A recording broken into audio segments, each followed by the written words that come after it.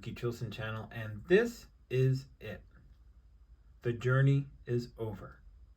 My 4-year PC saga of compiling a master collection of the 1986 Topps New York Mets team set is over. It's done. And this is the story of how I found the final, last, impossible card and how we got here in the first place. You don't have to spend too long with a New York Mets fan before they'll let you know that 1986 was awesome. It was a magical year, and I was there for all of it. I was right along the ride. I watched every single game on TV or listened on the radio. When they were on the West Coast, I would stay up at night, put the radio under my pillow and listen. When the Mets got close to clinching in September against Philadelphia in Philly, the games were on this pay cable channel called Sports Channel that my family did not pay for. So I had to ask my mother, do you think that your friend Peggy would let me watch the games at her house? And of course, my mom asked Peggy, and Peggy let this 10-year-old kid sit in her den by himself watching the Mets lose to the Phillies, and then come back the next night and sit in the den by himself and watch the Mets lose to the Phillies. The Mets lost 4 in a row when they finally ended up clinching, but I got to see it. I wasn't going to let them get that past me. I had to see that. So anyway, the point is, I was a big Mets fan. And these cards were along the ride with me. They were the home game. They were my companions. They took the ride. And I spent every penny I had on 1986 Topps trying to compile all the Mets cards that I needed. I would trade them at school. I would beg, borrow, and steal to get these New York Mets cards. And I would hold them together in a rubber band, and it was like very 80s of me.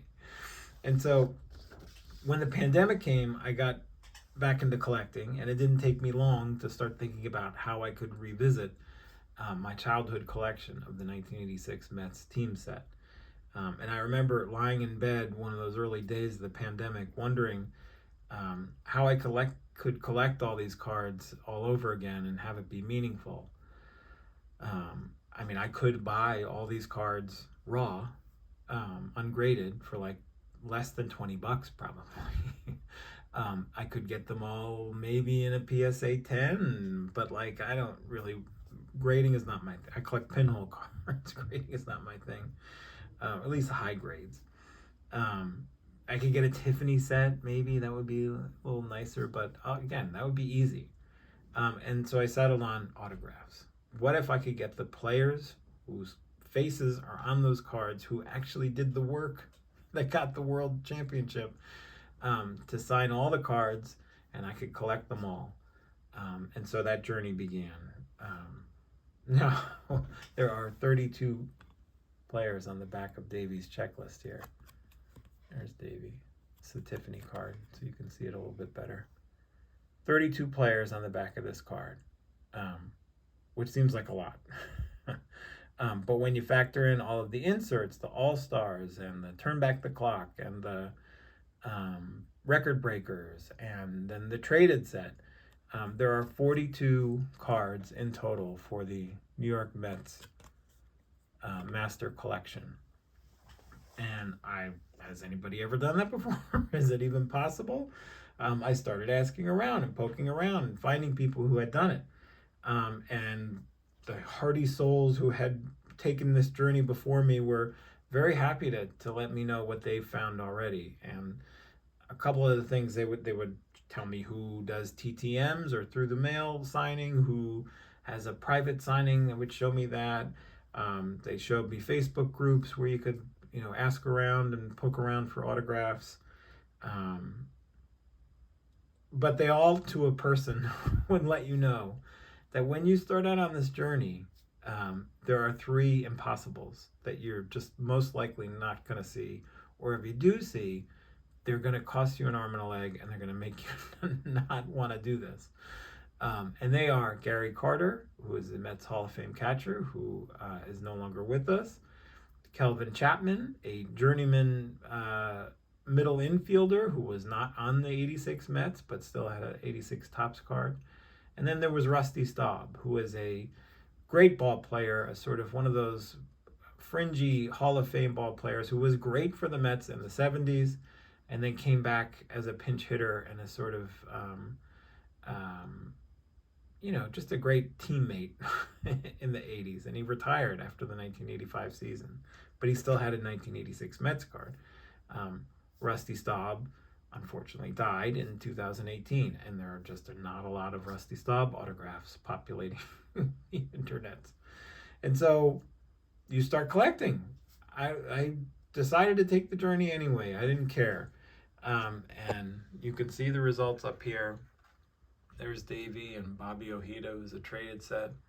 Dwight Gooden, Darling, Fernandez was a starting rotation. There's Darryl. Gary, I just got.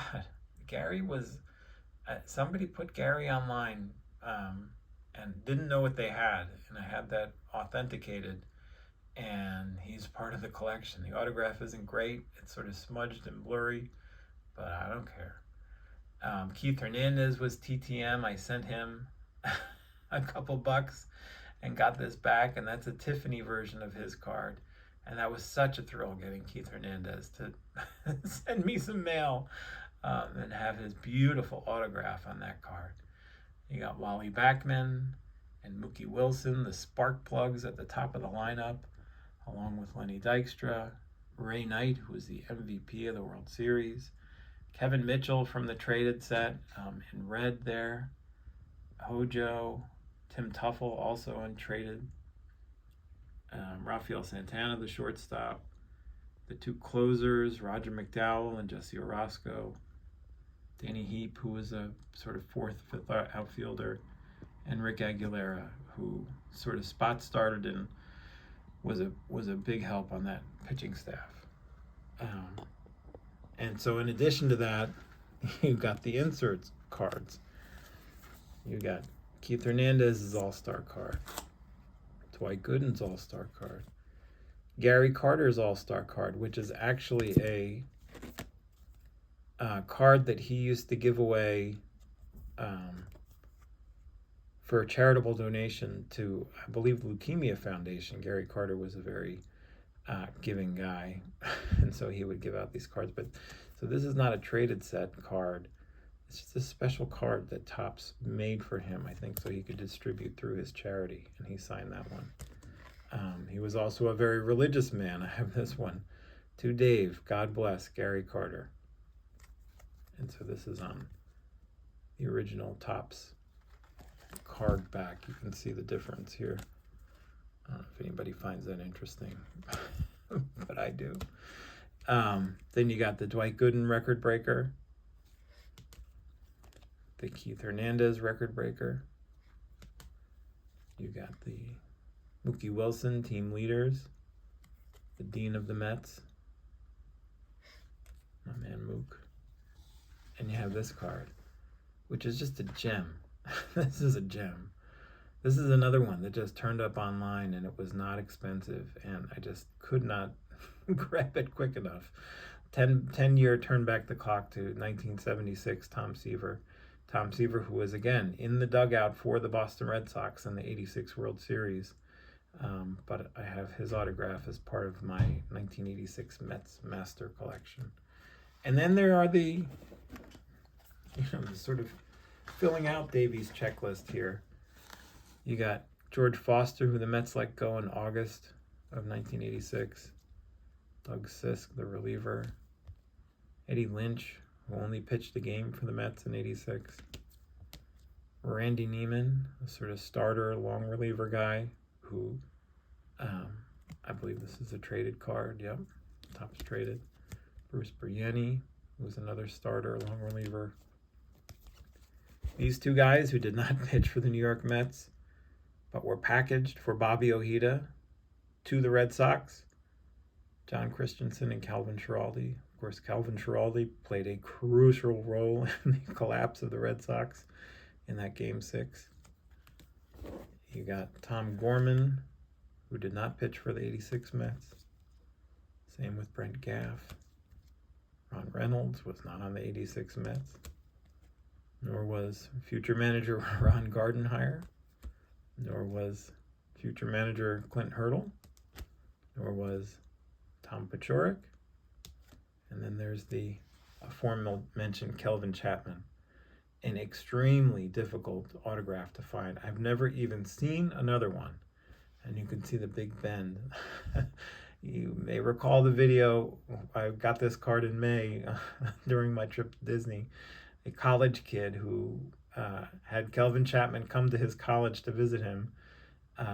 He's a college baseball player. Got Kelvin Chapman's autograph on this Mets card, and then put it up on eBay, and didn't know what he had. I snatched it right up, and it came kind of dented. I was worried that this was even real, but the good people at JSA had it authenticated, and that's good enough for me. So two, you got Carter, you got Kelvin Chapman, two of the three impossible cards that I was told at the beginning of the journey you'll never find. And so that leaves one more. Again, you got Rusty Staub, who when he retired after 1985, 1986, the Mets held a Rusty Staub Day at Shea Stadium. And they put pillows in their jerseys and ridiculous, shocking red wigs on their heads. And that's, you can see the visor that Darryl Strawberry is wearing. That is Rusty's restaurant, which was on, I believe, in the Upper East Side in Manhattan. Rusty was a beloved member of the New York Mets.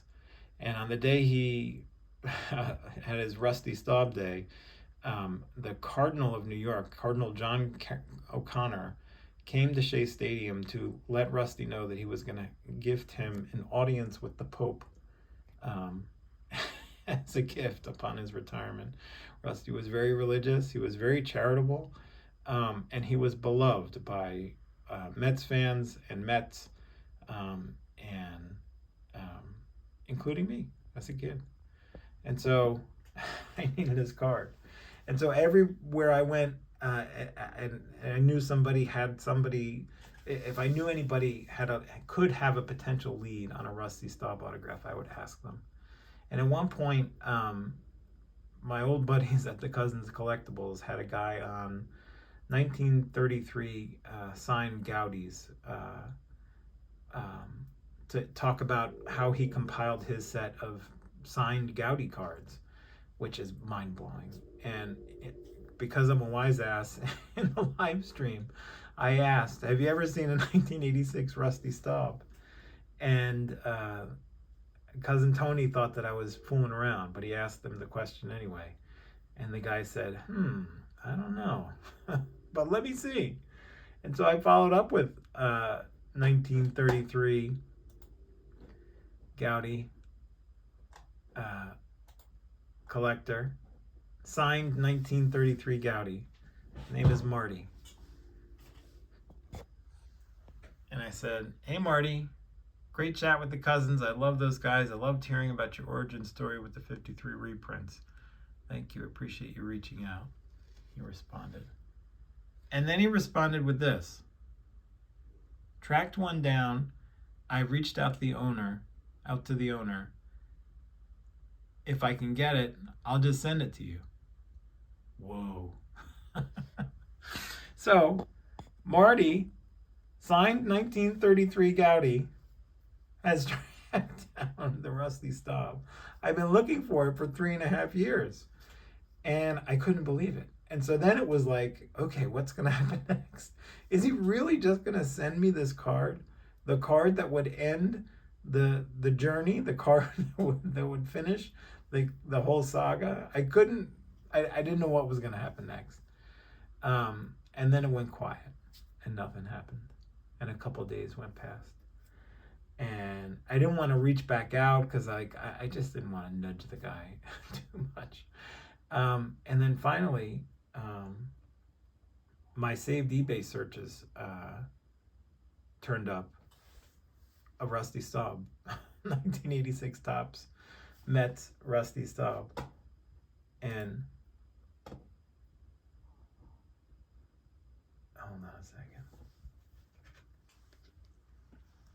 Guess who picked it up?